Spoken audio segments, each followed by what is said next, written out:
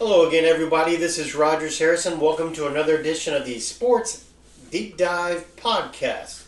Sports Deep Dive Podcast, I want to remind you, is commercial free. And we try to give you a condensed podcast so you can listen to it on your commute to work or other various things, and it doesn't take up most of your day. Sports Deep Dive Podcast is recorded on the Podbean Network. I'm joined today by Brian Coparrot. Brian, how are you? I'm wonderful, Rogers. How are you? I'm doing well.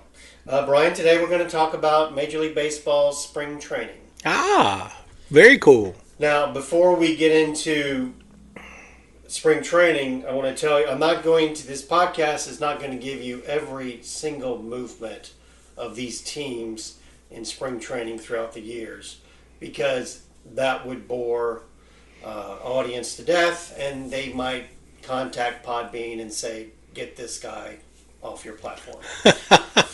So we're not going to do that. So I'm just going to give you like an overview of the spring training, if that works for you. Does that work for you, Brian? Works for me, Rogers. All right. So in the early days of baseball, many teams use gymnasiums or other inside areas for training, right? Right. That's what they did during the wintertime, because fields weren't available because they were covered in snow or it was very cold outside. Because if you remember, baseball started as a northeast sport. Yeah. A lot of teams in it, and it just grew westward and south.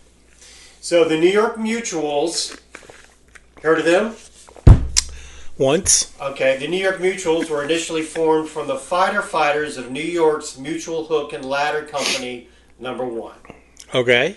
All right, and they became perhaps the first baseball team to hold a spring training outside of their home when in 1869, that's a long time ago, Boss Tweed sent the Mutuals south to New Orleans to prepare for the season. Wow. Now, are you familiar with Boss Tweed? Do you remember him from history? Yeah, a little. Boss Tweed took control of the Mutuals in 1864 and operated the team until his arrest following the deadly riots of 1871 and the public exposure of his corruption that followed. All right?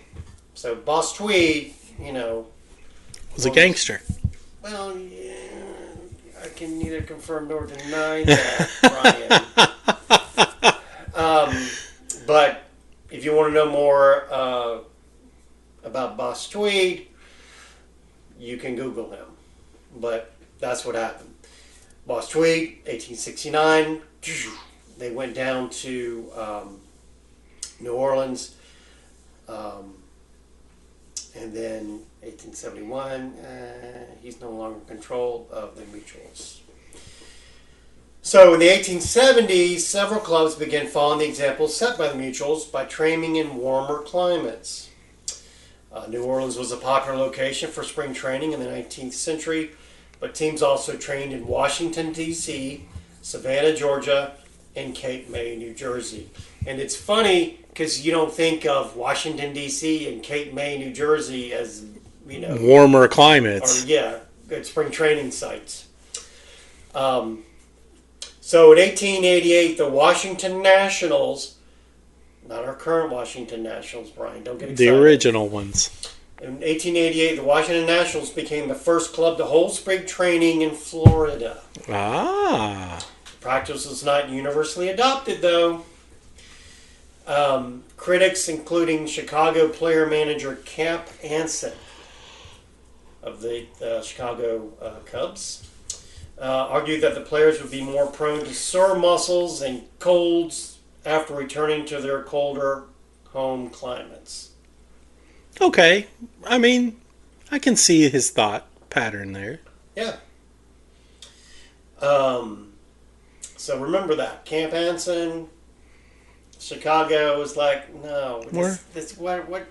We'll train in the snow. It's fine. Don't do this. Front page of the maiden issue of the Sporting News on March 17th, 1886. main issue of the Sporting News. The baseball world read that the Chicago White Stockings, which are the forerunner of the Cubs, not to be confused with the Chicago White Sox of the American League today. Chicago White Stockings became the Chicago Cubs. We can talk more about that in another podcast. Plan to conduct their spring training in Hot Springs, Arkansas. Ooh! Yeah. So Spalding convinced his manager, Cap Anson, to send a physically fit team into the field when the National League opened their season in April. So, the owner had to say, look, Cap, come on. Right. We're going to send them down. All right? It's happening. Get with the program. All right? Right. We want them to be physically fit. Yeah. And they can't train in the snow. Get with the program or, These are baseball players. We're going to ship you up to Peoria. Whatever. Now, the main reason Spalding sent his team to Hot Springs for 2 weeks was for the players to bathe in the hot springs in hopes of clearing their bodies of alcohol. Thereby, they could lose weight and enhancing their physical conditions. Because, everyone believed that... hot springs were... you could bathe in it and have the chemicals needed to make you healthy. Yeah. Detox. Yes. Now, Spalding also believed that the southern weather would be more conducive for training than the colder weather in the north. And the players could get their legs in shape and they could build stamina by climbing mountains. Okay. So, yeah, that's good. That's good stuff.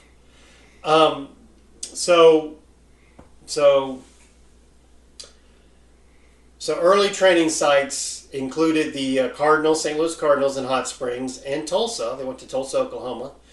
The New York Yankees went to New Orleans and later Phoenix, Arizona. When the team was owned by the Chicago Cubs, went to Los Angeles when the team was owned by William Wrigley Jr. And the thing about that is that Wrigley also owned a minor league team that played in Los Angeles. Oh. So that was their connection there. St. Louis Browns and later the Kansas City Athletics in San Diego. And then in West Palm Beach, the Pittsburgh Pirates in Dawson Springs, Kentucky around 1950 and Honolulu. Oh. And I don't know if you know this or not, but the Pirates for many years had a AAA affiliate was in Hawaii.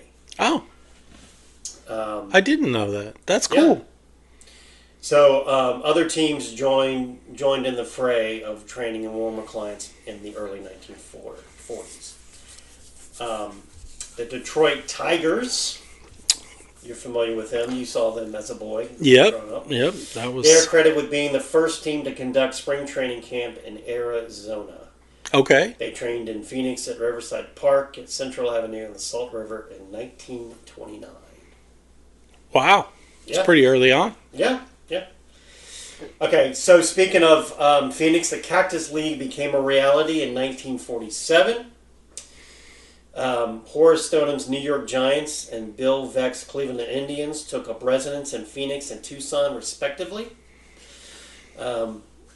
Veck ended up in Tucson wasn't a surprise. He owned ranches in the Southwest and at the time owned a ranch near Tucson.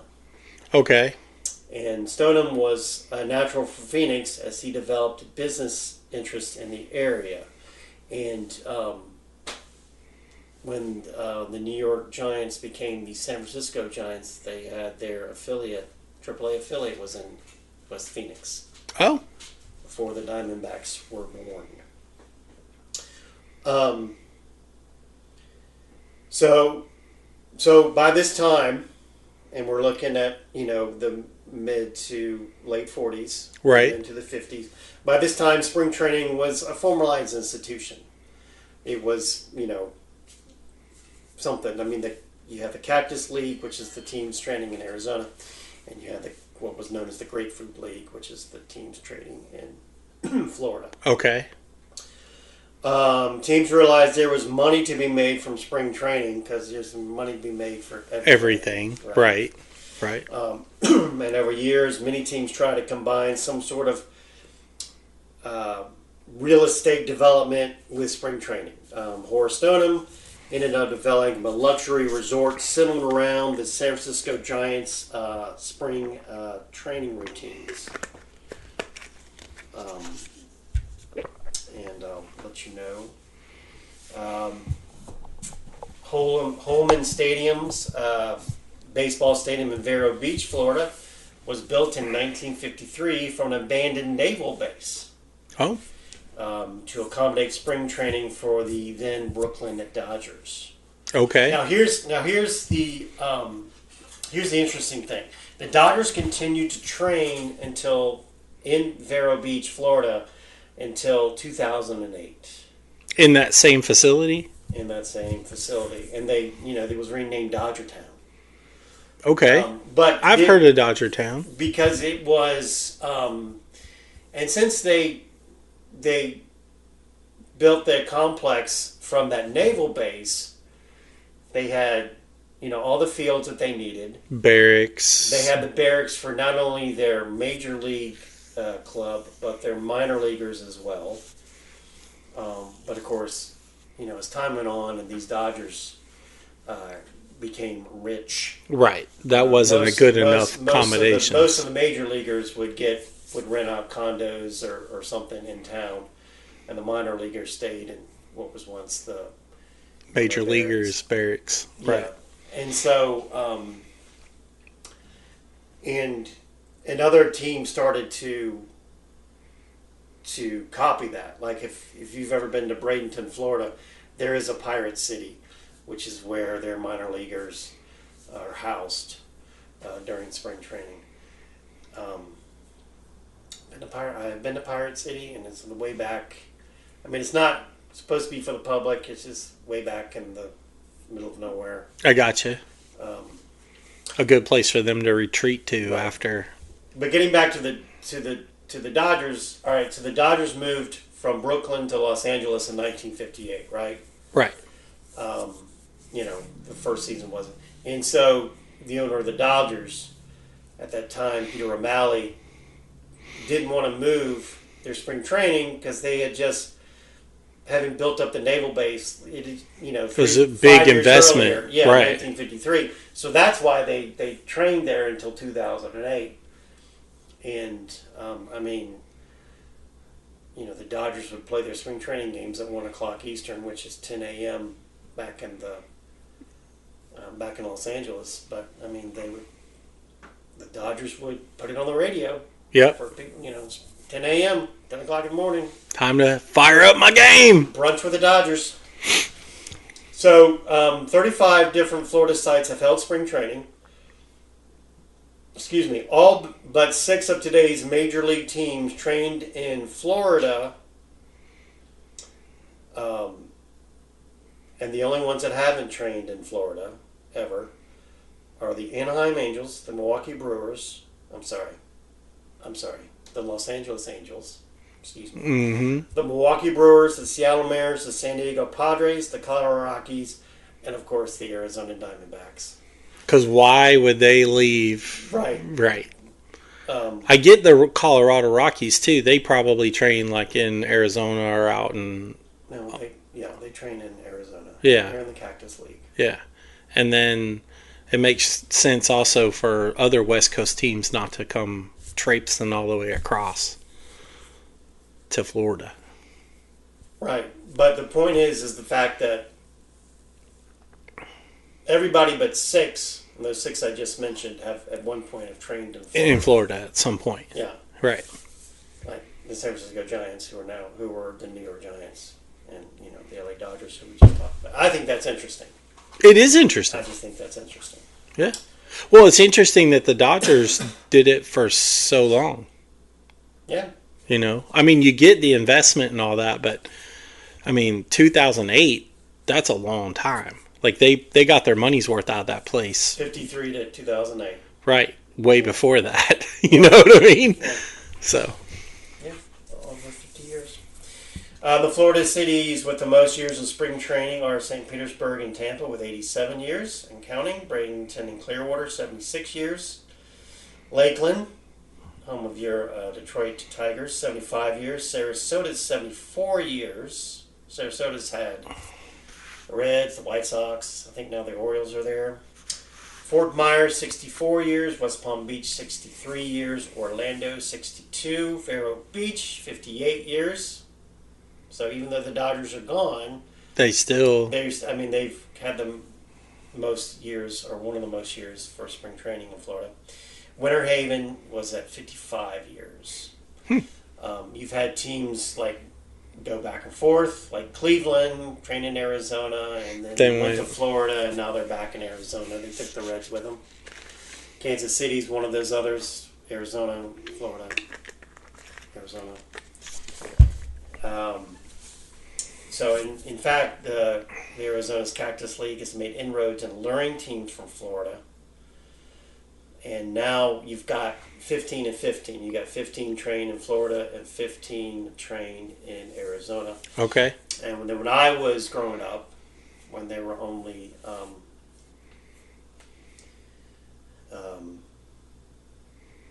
26 to 28 teams, you had, no, it was about 26. It was 12 and 14.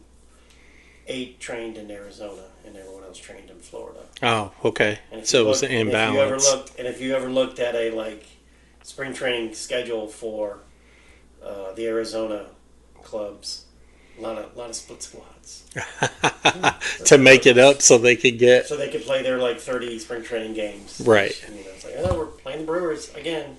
Okay.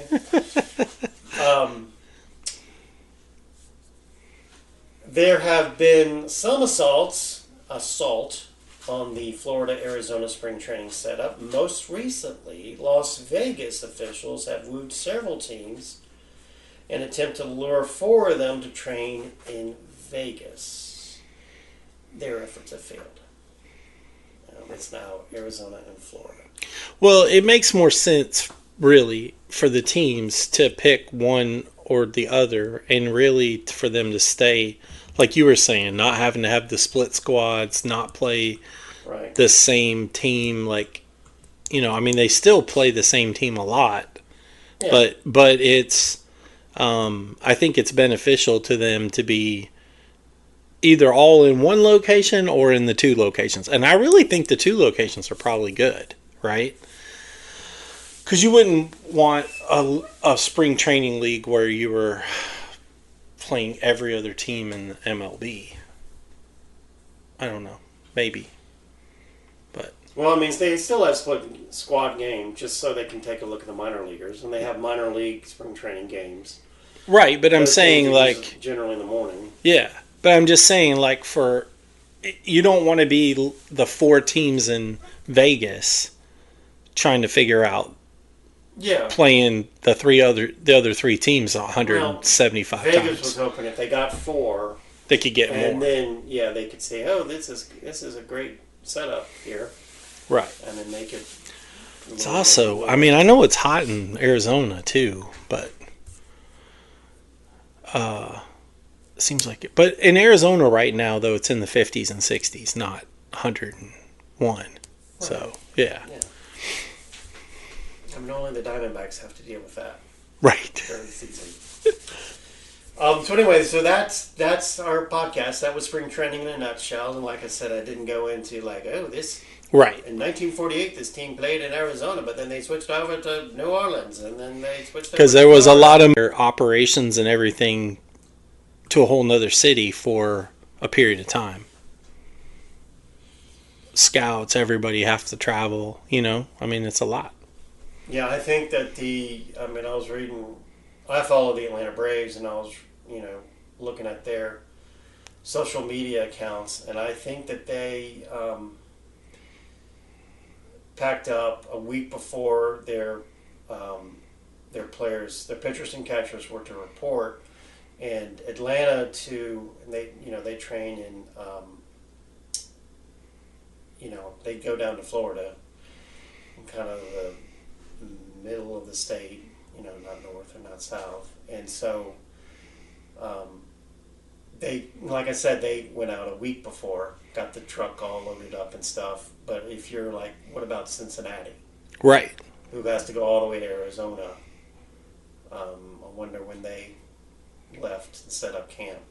Yeah. Because it probably took them a week to drive down there. Right. Drive to Or it's at least a couple of days minimum. Yeah. Yeah. So, yeah. And who knows what they would stay so their truck wouldn't get raided and robbed. When Atlanta could just do it all in one day. Yeah. So, well, cool. All right. Well, that concludes this podcast. Reminder that Brian Koperek has a YouTube channel called Random Things with BK. It's a DIY. He is a DIY coach, and he'll get you educated on projects around the house and in the car or for the car. Like you had a change in your oil and changing filters, cabin filters. Yeah, and, windshield wipers, doing brake job. We've done several videos on car cars. maintenance. Yes. Yep. So be sure to check that out. Be sure to subscribe to this podcast if you haven't already, please. And I can be found on Blue Sky, and I'm at 318 North. So until next time, this is Rogers Harrison for Brian Koperek saying so long, everyone.